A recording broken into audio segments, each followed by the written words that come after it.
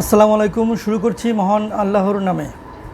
আজকের আলোচনার বিষয়বস্তু হচ্ছে আয়কর আইন 2023-এর 119 নম্বর ধারা। আমি আবার বলছি, আয়কর আইন 2023-এর 119 নম্বর ধারা। এই ধারার বিষয়বস্তু হচ্ছে অনিবাসীদের আয় হইতে কর কর্তন বা সংগ্রহ। এক উপধারা বলা আছে, এই অধ্যায়ের অন্যান্য বিধানে যাহাই থাকুক না কেন, উপধারা 2-এর বিধান সাপেক্ষে যেই ক্ষেত্রে নির্দিষ্ট ব্যক্তি বা দায়িত্বপ্রাপ্ত অন্য যে কোনো ব্যক্তি কোনো অনিবাসীকে এইরূপ কোনো অর্থ পরিশোধ করেন যাহা এই আইনের অধীন উক্ত অনিবাসীদের জন্য করযোগ্য, সেই ক্ষেত্রে উক্ত অর্থ পরিশোধের সময় উক্ত অর্থ প্রদানকারী যদি না তিনি নিজেই এজেন্ট হিসেবে কর পরিশোধের জন্য দায়বদ্ধ থাকেন, প্রদেয় অর্থের উপর নির্ধারিত অনধিক 30% হারে কর কর্তন বা সংগ্রহ করিবেন।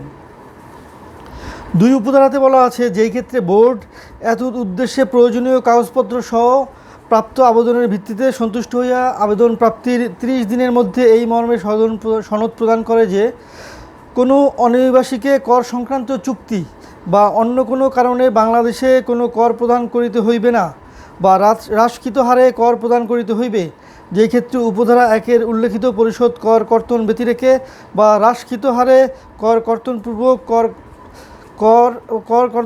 করা যাইবে।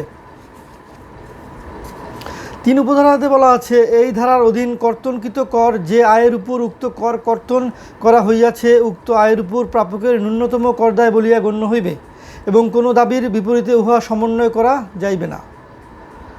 4 নম্বর উপধারাতে বলা আছে, কোনো কোম্পানির শেয়ার হস্তান্তর হইতে কোনো অনিবাসী করদাতার পক্ষে মূলধনী আয় উদ্বুদ্ধ হইলে উক্ত শেয়ার হস্তান্তর কার্যকরের জন্য দায়ী ব্যক্তি বা ক্ষেত্রমত কর্তৃপক্ষ উক্ত মূলধনী আয়ের উপর প্রদেয় কর পরিশোধিত না হইলে উক্ত হস্তান্তর কার্যকর করিবেন না।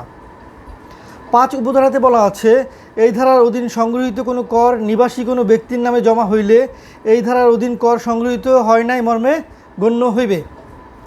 6 উপধারাতে বলা আছে, অনিবাসী বরাবর প্রেরিত নিম্নবর্ণিত অর্থ রেমিটকালে এই ধারার অধীন উৎসে কর কর্তনযোগ্য প্রযোজ্য হইবে না।